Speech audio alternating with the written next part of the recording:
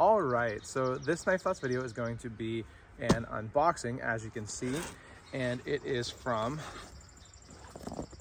Chicago Knife Works.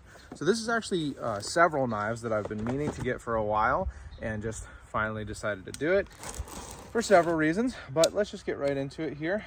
I thought it'd be fun to do an unboxing because it is, going to be not just one knife, but several knives, nothing super high end or anything like that, but this one I have been meaning to get. So I'm going to cut this off and kind of show you the contents here. There it is. So you can see at least we've got a Baron Sun, and then you can probably recognize that sheath there. That's a Mora knife sheath, but I want to see if there is a packing list. Not really looking like it.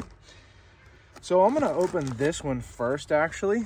This is an extremely inexpensive knife, I think maybe about $10, but it's made in Italy. And recently I've been doing some videos on knives made in France. I'm planning on buying a UK made knife, and so I wanted to get an Italian made knife. I do have some Italian stilettos that are just kind of collection pieces that my brother has given me, and those are super cool, but I wanted to try a traditional Italian slip joint. So this is the company M. Ferraccio. I don't speak Italian, but I always try my best to pronounce things. This is an handcrafted product. It represents a unique piece. Small imperfections are not a defect, but a value that certifies the authenticity of the craftsmanship, and they are part of what makes each piece authentic and special. So it's a handmade knife. Stainless steel craft knife is what this one is called on the box. Not what it was called on Chicago Knife Works. But anyway, there is the code. So opening it up, it looks like it is in a bag here. And you'll see that this is actually, I have another knife in my pocket right now that is one of those. Oh, I thought I did. Maybe I do. Maybe I don't. Oh, there it is. This is a Cognet, MC Cognet, I think is the brand, but it's an Baraka knife. So this Italian knife is also, got dogs barking in the background as usual here, but is also all metal. So I thought that was kind of cool. And right off the bat here, it looks better than I expected, to be honest. It's riveted, but not perfectly centered at all. Let's open it up here. Not bad action, actually. There's some gunk on the blade, but that'll come off. It is stainless, as it said. So just a super simple knife. Looks like it'll cut. Actually feels pretty sharp. No blade play. Surprisingly, not very many gaps either. And I think I've enjoyed doing videos on knives like this because they're available, they're easy to get. And I mean, this knife is made in Italy and is like $12. So definitely a usable knife, and I am going to put it to use. So that is a fun one there to go into my non-European, I guess, collection of traditional slip joints. Let's see what else. So this is a Rough Rider. So we've got the cinnamon bone stag carbon steel blades. This one is actually one that I got to be a gift. I have a little fun kind of project that I'm going to be announcing very soon, and this is part of it here. So it comes in the box like other Rough Riders. I'll set this aside, and I'm going to keep the box, but there's some wax paper. And I love Barlow's, and I've heard really good things about this cinnamon bone stag. I saw a video from the Marshallist on this, and that's really what sold me on it. And right off the bat, this looks really nice. Very slight gaps on the back spring, but not bad at all. There is, I never could tell in videos if this black line here, and then also, you know, along the edges of the covers, between the covers and the liners, was gaps or what it was. It looks like it is some kind of synthetic that they put in there to fill the gaps maybe. But the bone stag looks pretty nice. Give you a little bit of a closer look at that. Pretty nice looking. It does look like stag even though it's bone. I like that this one does not have the R on the bolster. Not a big fan of the R that Rough Rider uses on so many bolsters. It's got pinched bolsters though, so that's nice. And it's well centered and actually sits deep within the frame, so happy with that. Let's see the action. Relatively light pull, I would say like a 4, maybe even a 3. Let's see how it closes. Oh, it actually feels kind of snappy. Yeah, that's a nice knife. Not expensive. Like, I'm kind of forgetting. I wish there was a packing list so I knew how much everything was. But altogether, this whole order of, you know, a bunch of knives was like $100, I think, something like that. So nothing is super high end here. But let's see if there's any blade plate or blade wrap. No blade plate. Super solid feeling. I'm surprised. This thing is nice, and I can't feel or see any blade wrap. I'll tell you what, that is a great little knife for the price. I'm happy with that because, you know, when you get a knife to be a gift, you want it to be a passable knife. So glad that that one's nice. And I'll move on to the other knife that also is a gift for the same project, which is another Rough Rider.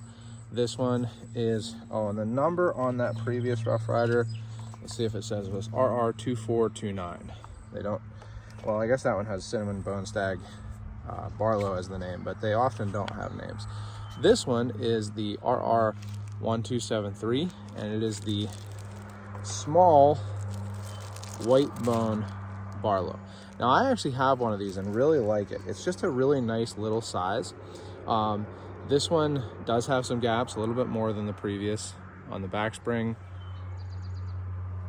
And even between the bolsters and the liners. The blade sits a little bit higher than I'd like on this one, but it's actually pretty well centered. This one doesn't have a half stop, unlike the previous. Not the greatest action, but I think it might, you know, smooth out with some use. Just a really nice little knife, and I actually kind of like the horseshoe that they use as the stamp on the bolster on these ones. It's better than the R, in my opinion. So just a useful little knife, no blade play. There might be blade wrap, but I can't really see it, so it could just be the edge that's on it. But a useful little knife. I like mine, and so I hope this one is well received as a gift as it's intended. Let's see what else here. So the Mora, no box or anything like that, but they're like $8 on Chicago Knife Works. I think that the stainless is $9, but it might be $8 and the carbon might be $7. So it's like super, super inexpensive. You really, like, $8, you might as well throw one in if you're buying stuff. This is a limited edition or whatever, the teal. I like teal. Let's call it more of like an aquamarine, to be honest, than a teal. But, you know, you've all probably seen the Mora Basic 546, which is the stainless steel version. Even with my wide hands, fits great in the hand. I've used these a lot. I've used them for, you know, skinning deer, all kinds of stuff. They work great.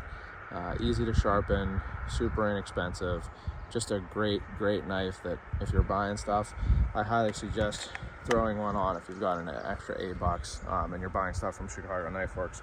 They're usually pretty inexpensive, but that's the lowest I have seen them anyway. Let's see what else here. This is one that I've actually meant to get for like years and years and years. This is the Victorinox Floral knife, and I've always been interested in these to see what they're like. They are less expensive on Chicago Knife Works than a lot of other places. For whatever reason, I don't really know why, but Chicago Knife Works has really low prices.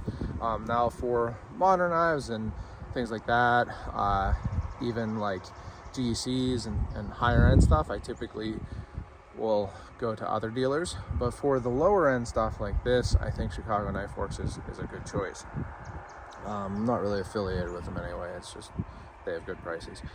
So anyway, this is the Victorinox Floral knife, and I think that it's like $12, something like that, on Chicago Knife Works.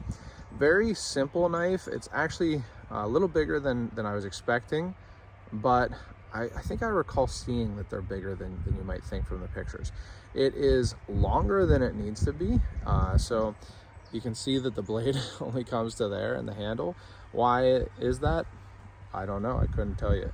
But I got the blue. I really like this blue. Super nice blue. And it has a sheepfoot blade. So it's not a Swiss Army knife. It's a floral knife. There's only one blade, and it doesn't have the classic Swiss Army knife type handle and all that. Now, interestingly, this is almost chisel ground. I did not know about that, but it makes sense for a floral knife. So a floral knife, when you're using it for, you know, grafting and things like that, you want to have a straight cut. So the fact that it's ground on this side, but much less than the other side, and with the front camera here on my phone, I'm not sure how well you'll be able to see that, but it is much more ground on the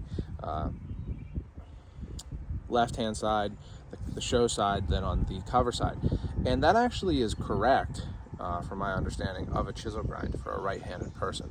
So that's a cool thing. It's kind of like a feature that I didn't know. I've never seen it mentioned in the descriptions. Hopefully the wind isn't messing up the sound too much here, but I do not think that the shield is metal. I think that it's, you know, I'm not sure of that. I don't want to say either way, but it's definitely shiny. And let's see how the closing action is. Good. It doesn't sound like it has blade wrap. I can't feel any. It feels really sharp. Definitely feels really sharp.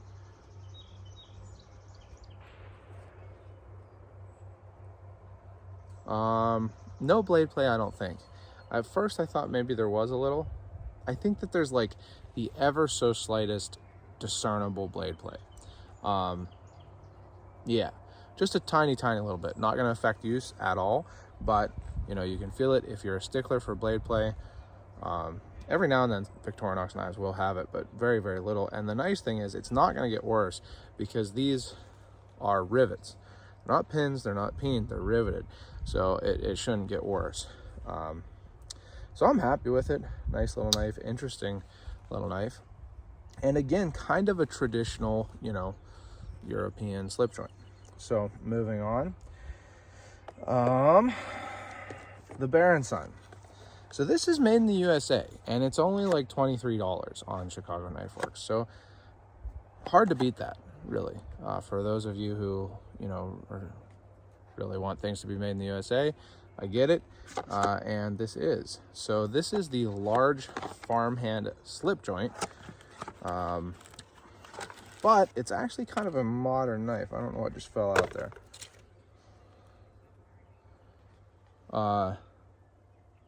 So this is like a warranty and registration card. So probably won't do anything with that, but it's there. And this is like a modern slip joint version of a large sod buster. This is not a small knife. And right off the bat, I am really impressed with this knife. Just from the fact that it is well centered. I can see that it has washers, which is a surprise.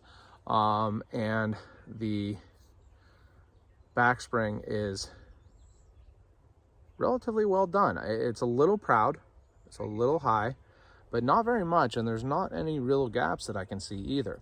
Now it does have screws, which is, you know, something that a lot of people that like traditional knives don't care for, but a lot of people are into modern slip joints now, and this $24, $23 made in the USA, definitely an interesting option, but it has a clip.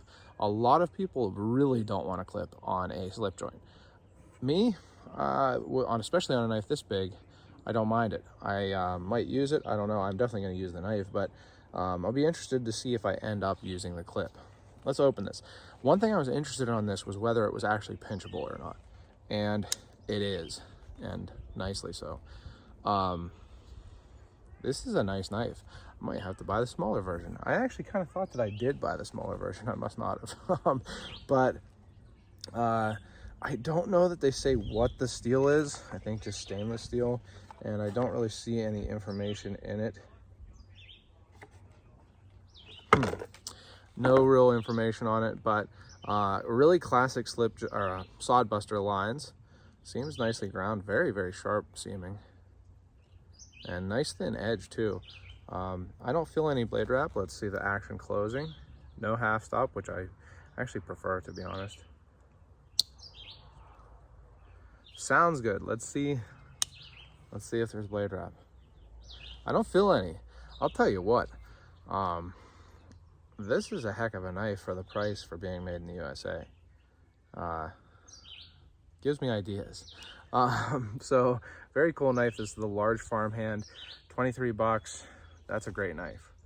I'm looking forward to using this. Oh, let's feel for blade play. Now, one thing is it does have screws, so you know you could probably adjust it, but no blade play, solid. I'm very impressed with this.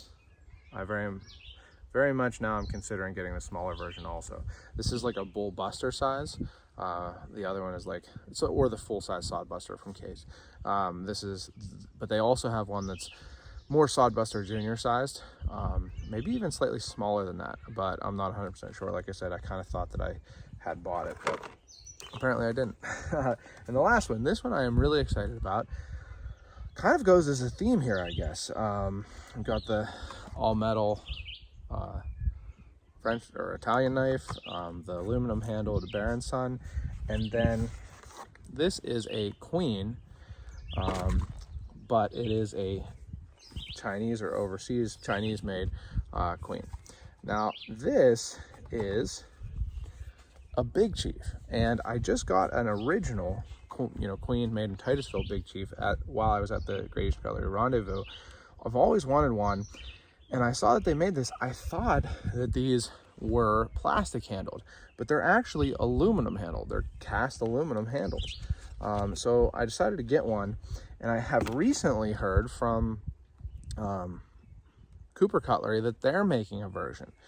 There was some kind of mix-up where I guess Queen thought that they owned the Big Chief, and maybe Cooper Cutlery owns the Big Chief name, but Cooper Cutlery is making a Big Chief. So I'm hoping to do a kind of comparison. I don't know how soon those are going to be coming out, but I'm hoping to do a comparison of all three. Right off the bat, this is a little heftier feeling actually than the original Big Chief. Now the original Big Chief is an integral, so it's a hidden back spring. This is not, but it is actually riveted. The handles are riveted aside from the hex bolt, not Torx, interestingly, pivot. So very interesting knife. Really well centered. Some gaps on the back spring, but not, I mean, there's definitely gaps, but it's not too bad. Inexpensive knife also. And let's open this up. Half stop. And actually pretty nice feeling action. 440C China. Queen. Tell you what, sometimes, when you get these inexpensive knives, sometimes I feel like, why do I keep buying all these inexpensive knives? But the thing is, like, you buy it and you're really happy with it, and sometimes when you buy the higher end knives, you're not as happy per the price. Not always, certainly. I mean, there's lots of knives that are high end that I really like, but sometimes you can be really happy with a low end knife too. So let's feel for blade play, and actually this has washers too. So no blade play, no blade wrap right now. Let's close it. Pretty snappy. Doesn't sound like it has blade wrap. No blade wrap. The tip isn't ground, isn't sharpened quite as well as I would like. It kind of rounds off. You probably can't see it super well, but it kind of rounds off. That's really the only downside to this I'm seeing. I mean, other than, for a lot of people, the country of manufacturer. But I'll tell you what, these are also like $10 or $11. That is a good using knife. These two, well, honestly, all these knives that I've gotten have been, you could get these and have a great working slip joint for, less than $15. All metal handles, all pretty big. So kind of a theme, I guess, with this order. I am happy with this unboxing. I know sometimes my unboxings aren't maybe as positive as I would like, or maybe you would like, but this one I'm really happy with, and I'm looking forward to using these, giving some of these away, and doing full reviews, as well as hopefully an article on European traditional slip joints, and maybe an article on the Big Chief, definitely at least a video on the Big Chief, comparing either these two or all three, including the Cooper cutlery. So as always, thank you for watching. Make sure you check out my other social media. I'm on Instagram and Facebook at Knife Thoughts, and my website knifethoughts.com, where I post those articles like the ones I was just talking about. And last but not least, oh wait, make sure you subscribe, click the bell and select all so you know when I post new videos. Leave any comments you have about these knives or what you'd like to see from Knife Thoughts. And last but not least, as always, don't forget to go out and do good.